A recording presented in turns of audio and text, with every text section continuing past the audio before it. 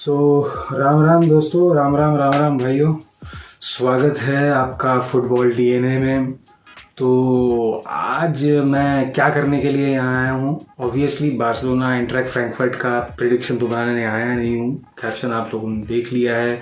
तो अभी का हॉट टॉपिक है चेल्सी वर्सेस रियल मैड्रिड का क्वार्टर फाइनल का सेकंड लेग, और मैं उसी पे कुछ अपना पॉइंट ऑफ व्यू देने के लिए आया हूँ। तो फर्स्ट लेग में चेल्सी वर्सेस रियल मैड्रिड में Real Madrid had a 3-1 advantage at Stamford Bridge, और अपने होम पे जा रहे थे, सैंटियागो बर्नाबाओ पे जा रहे थे। और हरामी होते हैं उनके फैंस चढ़ जाते हैं, दिमाग के ऊपर चढ़ जाते हैं, तो पूरा नॉइस करते हैं, बूज, चीयर्स एंड एवरीथिंग। सो कहीं ना कहीं मुझे लगा था कि it was done and dusted. और चूक चाहे कोई भी पंडित आज अभी निकल के गेम के बाद में बोले या गेम से पहले बोल रहा था कि Chelsea had a fair chance and a 50-50 chance, मुझे नहीं लगता था। आई वॉजंट कन्विंस्ड कि Chelsea had a 50-50 chance. I always thought it was a 70-30 game from the starting. तो साहब, लेकिन आज जिस बारे में मैं बात करूंगा वो ये नहीं है कि भाई क्या है टैक्टिकली। ऑब्वियसली थोड़ा सा बात तो करना पड़ेगा, टैक्टिकली थोड़ा बात करना पड़ेगा। लेकिन अगर आप फुटबॉल देखना चाहते हैं, अगर फुटबॉल देखते हैं और शुरुआत किया है अपने फुटबॉल देखने की, और आपको लगता है कि हम क्यों इंडियन फैंस, हम क्या पागल हैं कि हम एशियन फैंस रात के 3-3 बजे तक जगते हैं और फुटबॉल के मैचेस देखते हैं, तो आपको ये गेम देखना चाहिए और आपको पता चलेगा कि what football is all about, क्या होता है फुटबॉल में पैशन, स्पिरिट, और कैसे फुटबॉल खेला जाता है, और क्यों ये कहा जाता है कि till the last whistle is blown a football match is never over. तो चेल्सी 2 गोल के डेफिसिट के साथ में सैंटियागो बर्नाबाओ जैसे स्टेडियम में आई, और एनवायरमेंट हॉस्टाइल था, environment was oozing with confidence. Everybody thought that Real Madrid had the game in their bags. बस रियल मैड्रिड के पास में टैक्टिकली एक ही वीकनेस थी कि उनके पास में मैं तो बोलूँगा कि probably the best center back they had. Obviously David Alaba is another gravy, but Eder Militao has been brilliant this season. He's one of the first names on the team sheet. तो वो नहीं थे उस team में, लेकिन मेरे हिसाब से जो 2 गोल का कुशन था उनके पास में, that should have been enough. अब थोड़ा सा लाइनअप देख लेते हैं। मैड्रिड का सबको मालूम है क्या है, तो उसके बारे में बात नहीं करूंगा, चेल्सी की बात करता हूं मैं। तो Chelsea had a usual 3 at the back, and wing backs खेल रहे थे आपके मार्कस अलोंसो और रूबन लॉफ्टस-चीक, और midfield of Kovacic, Kante and Mason Mount. Mason Mount was playing as probably a 10 or a false 9, and all the front 2 of Kai Havertz and क्या नाम है अपना यार, देखो मैं नाम भी भूल रहा हूँ, Kai Havertz and Timo Werner. So काई हैवर्ट्स एंड टीमो वर्नर का जो ये फॉरवर्ड लाइन था, लुकाकू को एक इंजरी थी, तो मेरे को लगता है somewhere it was a blessing in disguise for Thomas Tuchel. अगर लुकाकू होते तो कहीं ना कहीं वो शायद ओवरथिंक करते कि वो उसको लुकाकू को लाइन में लगाने के लिए, because he is a lethal striker, तो उसको रखने का एक होता। बट मेरे हिसाब से Kai Havertz and Timo Werner were absolutely brilliant in this game. और अब बात करते हैं थोड़ा सा फॉर्मेशन की, जो मैं अभी आप देख सकते हैं। तो इस बैक 3 के फॉर्मेशन में आप देखिए, Thiago Silva, Reece James on the right, and on the left it was Rudiger. तो थॉमस टुकल ने क्या किया कि रीस जेम्स को कहा कि भाई तू विनीशियस से चिपक जा, चुंबक समझते ना, मैग्नेट बन जा, जहां विनीशियस दौड़ता है तो उसको दौड़, उसको प्रेस कर। ठीक है साहब, अच्छी बात है। अब बात करते हैं what was the purpose of Thiago Silva and Antonio Rudiger. तो उनका पर्पस था 2v1 क्रिएट करना। बेंजेमा को आपको आगे नहीं आने देना है, बेंजेमा को ऑलवेज 2v1 का सिचुएशन उसमें क्रिएट करना है। अच्छा, अब बात आती है तो फिर मैड्रिड का जो उसका राइट विंगर था वो कहाँ है, तो वो था फेडी वल्वर्डे, और फेडी वल्वर्डे के पीछे टुकल लगा दिया मार्कोस अलोंसो को।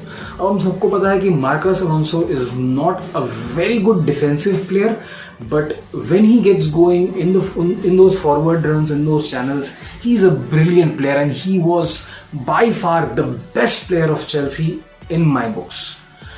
उसने उसके अगर आप हीट मैप को देखेंगे तो उसके 50% से ज़्यादा पोजीशंस जो है ना, that was around the centre line और probably somewhere in the attacking half.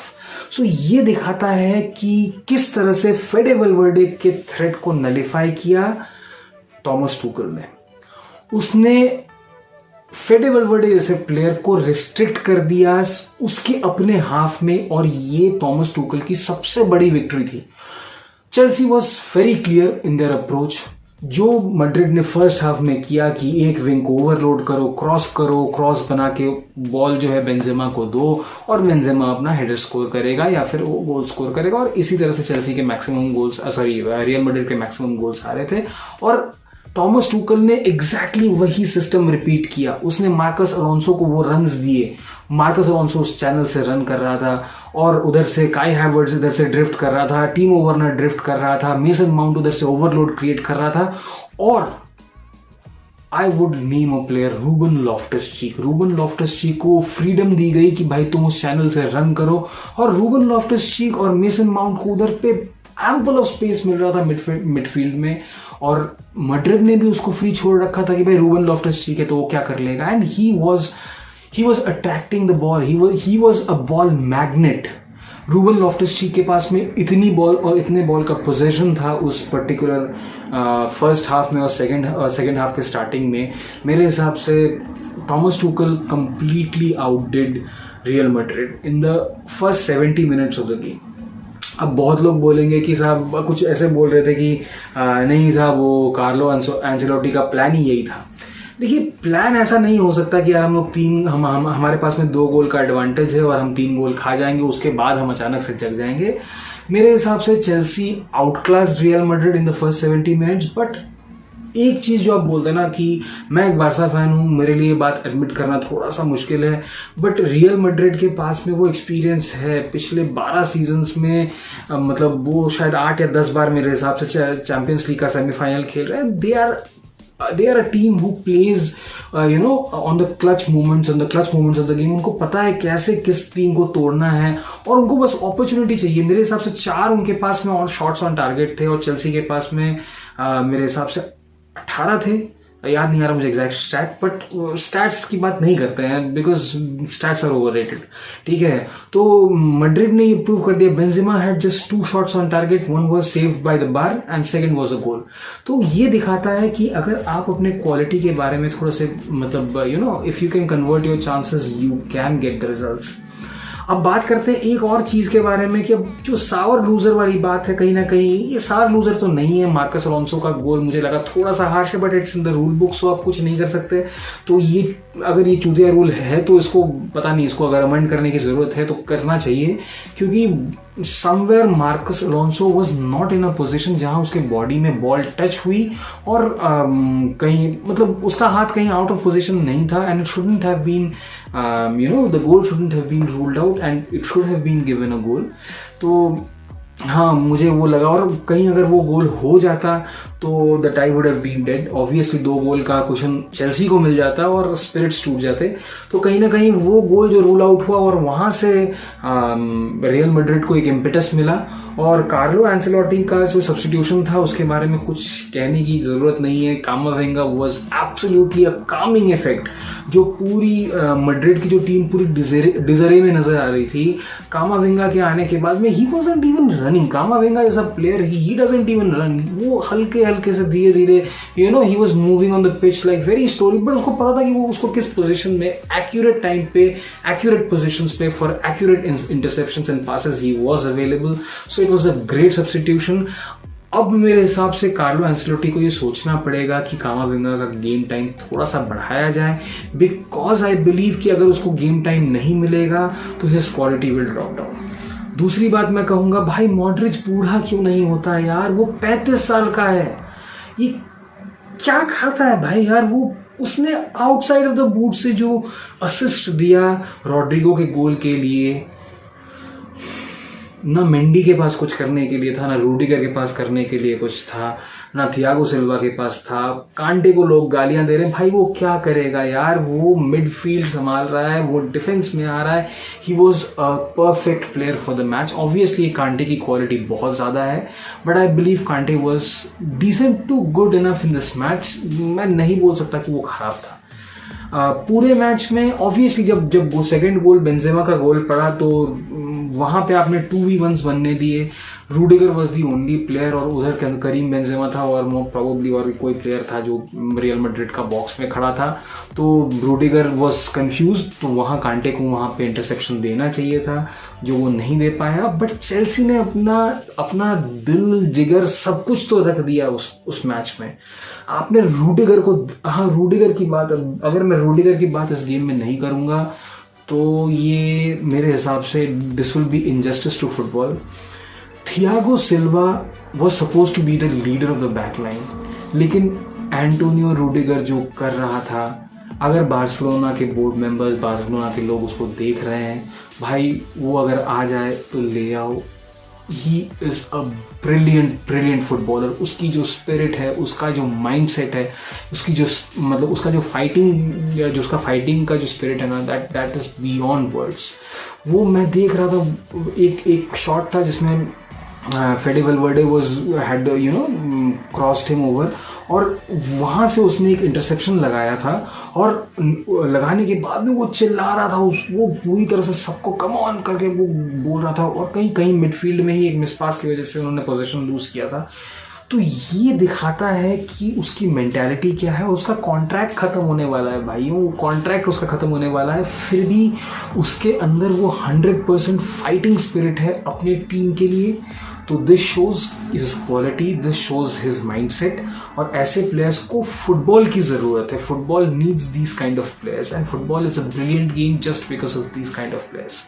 तो ऑब्वियसली मैं रूडिगर की तारीफ करते नहीं थकूंगा, लेकिन काई हैवर्ट्स और टीमो वर्नर की बात करना बहुत ज़रूरी है। मैंने पिछले वीडियो में कहा था, अपने पिछले वीडियो में जब मैं बात कर रहा था तो मैं कह रहा था कि टीमो Werner is losing his mark and somehow goal scoring तो उसका खराब था, हो ही रहा था और साथ ही साथ में अब उसका पोजिशनल अवेयरनेस भी खराब हो रहा है।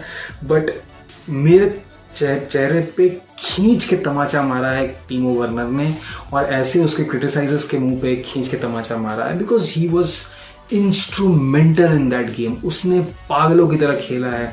वो ड्रिफ्ट कर रहा था बिटवीन द लाइन्स, वो आगे पीछे रन्स नहीं बना रहा था, वो हॉरिजॉन्टली लाइन्स में रन बना रहा था और 2 से 3 प्लेयर्स को, मतलब उसके प्रेजेंस में नाचो एंड डैनी कार्वाहाल, आलाबा और फर्लॉन्ग मेंडी, कब वो किसके सामने से वो रन बना रहा है, all these players were confused. खास करके Nacho was looking completely out of position and if it would not have been for David Alaba, उसकी जो पोजिशनल अवेयरनेस थी, उसके जो इंटरसेप्शंस थे, आलाबा वॉज वेरी गुड, उसके जो पोजिशनल अवेयरनेस थी, अगर वो नहीं होता तो Chelsea would have scored at least 2 more goals. बहुत अच्छा गेम था देखने के लिए and Chelsea fans, come on, please don't break your heart. आप लोगों ने जो गेम खेला है, आप लोगों ने जो स्पिरिट दिखाई है, फुटबॉल की जो स्पिरिट दिखाई है, इट इज़ वर्थ एडमायरिंग। सलाम है आपके टीम स्पिरिट को। आप लोगों के क्लब में इतना बड़ा टर्मोइल चल रहा है, उसके बावजूद भी आपने जो गेम दिखाया है, it's hats off to you people and hats off to your players and hats off to your manager Thomas Tuchel. Bhai, you are a legend. You will be probably, I mean, your place will come amongst the top 5 or 6 managers of all times by the time you are finished with your coaching career. And I believe this Chelsea will rule the Premier League for the next season as well, क्योंकि मुझे लगता है ये चीज़, पता नहीं अभी मैं क्या बोल रहा हूँ, मेरे दिमाग में कुछ नहीं चल रहा है, बट हाँ, तो मैं जो बोल रहा था कि चेल्सी बहुत अच्छे पोजीशन में है अभी। प्रीमियर लीग में जो बचे कुछ गेम्स हैं उनको अच्छे से खेलना है और यही स्पिरिट दिखानी है। अब ओनरशिप का सिचुएशन आपके प्लेयर्स के ऊपर में नहीं है, फैंस के ऊपर में नहीं है, तो क्या होता है नहीं पता। तो जो भी ओनर आया, आई होप कि वो इस टीम को और कंसोलिडेट करे ताकि चेल्सी और अच्छा फुटबॉल खेले और at the end of the day चाहे कोई भी किसी का राइवल हो, चाहे कोई भी किसी को क्लब को लाइक करता हो, हेट करता हो, भाई हम फुटबॉल देखना चाहते हैं, हम अच्छा फुटबॉल देखना चाहते हैं। मैं एज अ बार्सिलोना फैन कभी नहीं चाहूँगा कि रियल मैड्रिड जीते, बट अगर रियल मैड्रिड अच्छा फुटबॉल खेल रही है तो मुझे देख के मज़ा आएगा यार। I can not hate Luka Modric, I can not hate Karim Benzema, क्योंकि they are a player beyond, मतलब एक 35 साल के बुढ़े टिट्टे हैं, और वो 90 मिनट तक रन लगाने के बाद में भी 105वें मिनट पे मैंने देखा लूका मॉड्रिच टैकल्स ले रहा है, करीम बेंजेमा बॉक्स में रन्स निकाल रहा है। तो भाई this shows their spirit for playing football and this is why we are in love with this game.